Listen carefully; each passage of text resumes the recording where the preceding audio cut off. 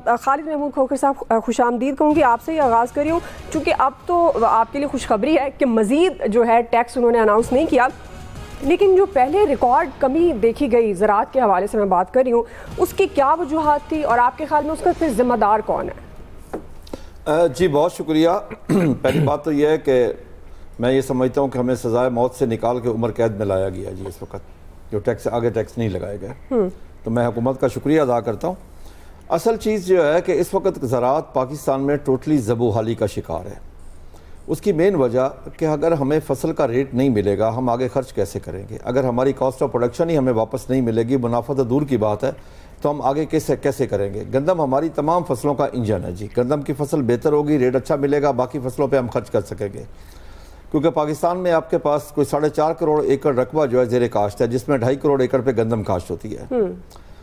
اب اس کی مثال میں آپ کو دے سکتا ہوں کہ گندم سے ہمیں فائدہ کس طرح ہو سکتا ہے۔ 2 سال پہلے ہمیں 3900 اچھا ریٹ ملا، ہم نے پچھلے سال آپ کو گروتھ دی 6.25۔ اگر پچھلے سال ہمیں گندم کا ریٹ نہیں ملا تو آپ کی گروتھ آ گئی 0.56 پہ، اور اس میں بھی یہ لائف سٹاک کی وجہ سے، ورنہ بہت زیادہ مائنس ہے، ایگریکلچر میں بہت زیادہ مائنس ہے۔ ہمیں دیکھنا یہ چاہیے کہ اس وقت پوری دنیا میں نمبر 1 پہ فوڈ سیکورٹی ہے، بارڈر سیکورٹی نمبر 2 پہ چلی گئی ہے۔ اب جدے گھر دانے ادے کملے بھی سیانے بچپن سے سنتے آ رہے ہیں۔ اگر ہم آج زرعی ملک ہونے کے باوجود، میں سمجھتا ہوں ایز اے کاشتکار میرے لیے باعث شرم ہے کہ ہم 10 سے 12 بلین ڈالر ایگریکلچر پروڈیوس کی باہر سے امپورٹ کریں۔ اس کی وجہ حکومتی ترجیحات میں زراعت کا نہ ہونا، زراعت کا منافع بخش اور باعزت کاروبار نہ ہونا، اور کاشتکار کو پاکستانی اور انسان تسلیم نہ کرنا اس ملک میں، جو سال کے 365 دن کام کرتا ہے۔ کسان تو نائب خدا ہے، اللہ کا دیا ہوا رزق زمین کا سینہ چیر کے اللہ کی مخلوق تک پہنچاتا ہے۔ اور میں واضح کہنا چاہتا ہوں کہ کسان سے زیادہ محب وطن بھی کوئی نہیں ہے، یہ جتنے بیٹھے ہیں سیاستدان ہو کوئی ہو، ہم سے زیادہ محب وطن نہیں ہے، کیونکہ ہم اپنی زمین کا ٹکڑا اٹھا کے کسی دوسرے ملک میں منتقل نہیں کر سکتے۔ ہمارا جینا پاکستان میں، مرنا پاکستان میں، ہماری اولاد ادھر، جائیداد ادھر، تعلیم ادھر، صحت ادھر، ایمان ادھر، قبرستان بھی ہمارا ادھر ہی ہے۔ ہم اپنے ملک کے لیے سوچتے ہیں، اور کسان ہر وقت فوڈ سیکورٹی کا ضامن ہے۔ اور آپ یہ دیکھیں کہ سال کے 365 دن وہ کام کرتا ہے۔ یہ جو گندم جس کو اس کو ریٹ نہیں ملا، جس میں اس کو ایک سال میں مئی 2024 سے لے کے مئی 25 تک اس کو جو نقصان ہوا 2200 ارب روپے کا، اسے اصل ریٹ سے کم ریٹ اس کو ملا ہے، اس کو نقصان ہوا ہے۔ وہ کیا کرتا ہے؟ اس گندم اگانے کے لیے رات کو یک بستہ راتوں میں جب کورا پڑ رہا ہوتا ہے، ننگے پاؤں وہ جا کے اس کو پانی لگاتا ہے۔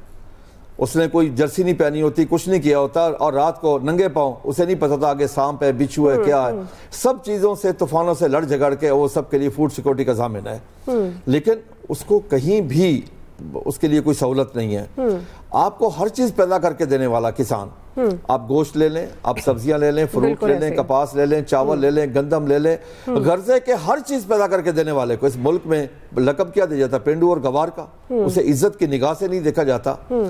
تو سر یہ تو آپ جیسے لوگوں کو کوشش کرنی چاہیے نا کہ کسان کو، مجھے 2 منٹ ٹائم آپ سے ہی بات کر رہی ہوں، ایڈ کر رہی ہوں۔ زراعت حکومتی ترجیحات میں کبھی بھی نہیں رہی، کبھی بھی۔ یہ ہم زرعی ملک ہونے کے باوجود اگر باہر سے امپورٹ کرتے ہیں، قدرت نے تو ہمیں تمام وسائل دیے ہیں جی۔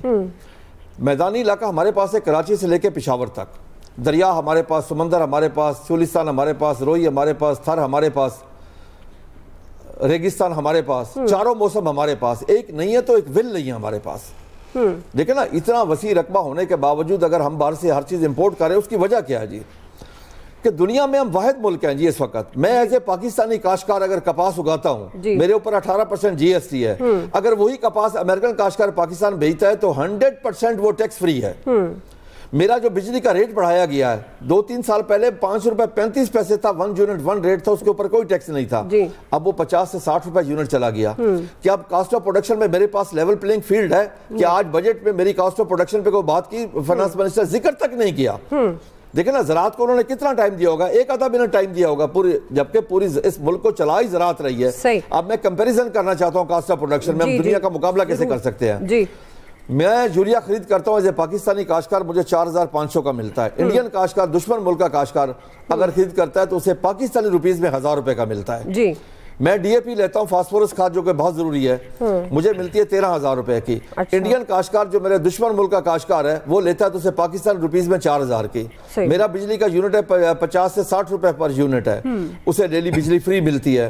وہاں پہ پرائز کا میکنزم ہے, یہاں پرائز کا کوئی میکنزم نہیں ہے وہاں پہ. اب آپ یہ دیکھیں, یہ ہم نے گندم کاشت کی تھی 2024 میں کاشت کی, 25 میں ہارویسٹ ہوئی اور ہم نے سیل کی, نقصان میں سیل کی, ہمیں کو 1400-1500 روپے فی من نقصان ہوا. انڈین کاشتکار کو کیا ہے جی, آج سے 8 ماہ پہلے 2025-26 کا اس کو ریٹ دے دیا گیا ہے کاشتکار کو, اگلے سال جو اس نے کاشت کرنی ہے. اس کو کہتے ہیں فیوچر مارکیٹنگ, تاکہ کاشتکار کو پتا ہو مجھے کیا ریٹ ملے گا. اب یہاں پہ ایک چیز میں اہم بتانا چاہتا ہوں جی. حکومت, پنجاب حکومت نے خوشی کے شادیانے بجائے کہ ہم نے گندم سستی کر دی, آٹا سستا کر دیا, روٹی سستی کر دی, پیاز سستے کر دی, ٹماٹر سستے کر دی, سبزیاں سستی کر دی, کس کی قیمت پر؟ کاشتکار کے معاشی قتل کے اوپر.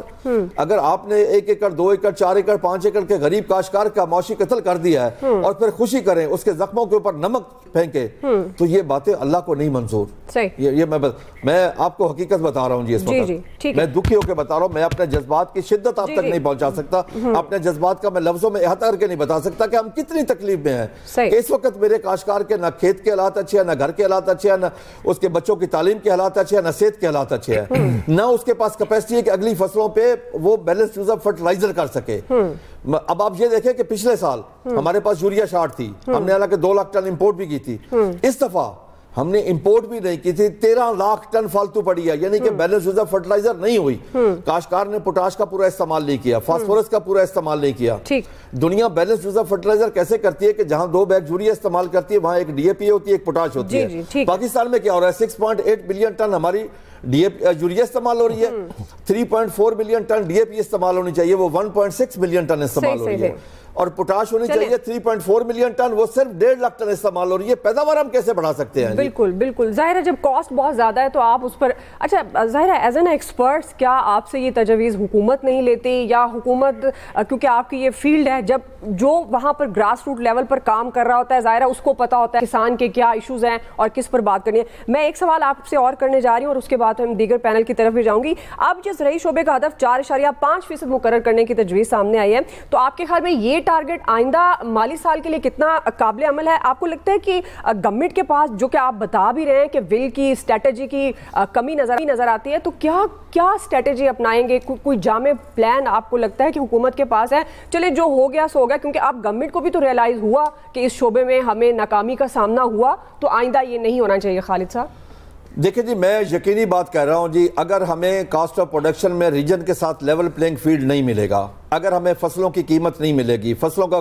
قیمت کا کوئی میکنزم نہیں بنے گا, تو یہ سوال ہی نہیں پیدا ہوتا جتنی اس دفعہ مائنس ہے اگلی دفعہ کہیں زیادہ ہے.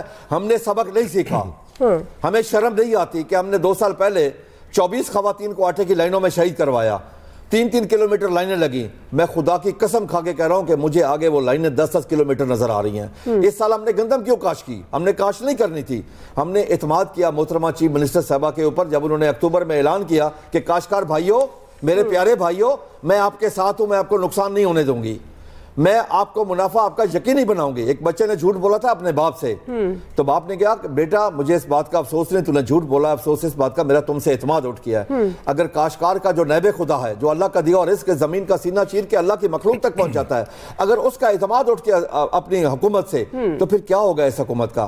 جب تک ہمیں بیلنس, دیکھیں میں آپ کو عرض کروں, ہم اپنا بجلی کا بل جہاں پہ ٹھیک نہیں کروا سکتے, میں یہ بتانا ضروری سمجھوں گا کہ 2016 میں ہم نے اربوں روپے کچھ بقایا دینے تھے کاشتکاروں نے, میں نے ریکویسٹ کر کے فرانسک آڈٹ کا آرڈر کروایا پورے پاکستان کا. تو ہوا کیا, ایک ضلع قصور سے شروع ہوا, جہاں ہم نے اس ضلع میں 2 ارب دینے تھے, 4 ارب 30 کروڑ ہمارا نکل آیا.